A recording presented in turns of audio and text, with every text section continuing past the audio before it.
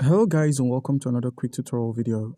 And in this short tutorial video, I'm going to be showing you how you can bridge your USDC to Pulsechain.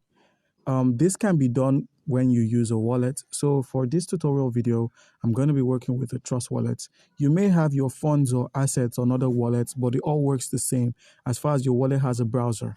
So now once you're on there, please make sure you actually have the USDC, and the network we're going to be working with is the Ethereum network.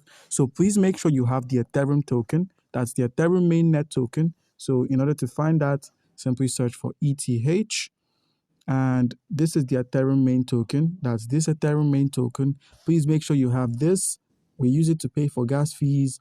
And please make sure you have the search for the USDC as well. Please make sure you have the USDC also on the Ethereum network. That's this USDC right here. Please make sure you have it on the Ethereum network.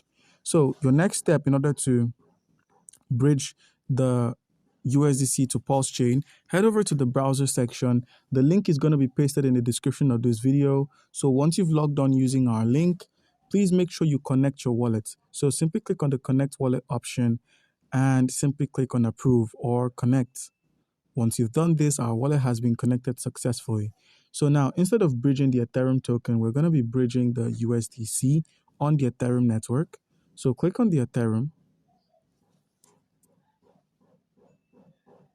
And once the drop down is shown, click on the USDC token itself.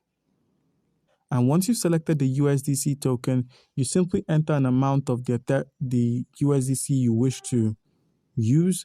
Let's say we've got $10 worth of USDC. We're going to be receiving $9 worth of the Pulsechain token itself. So all you need to do is simply click on bridge or continue or next, whatever is shown here. You do this and you'd be able to bridge your USDC to Pulsechain. So guys, do comment down below if you have a question and you'll be given an answer. Thank you.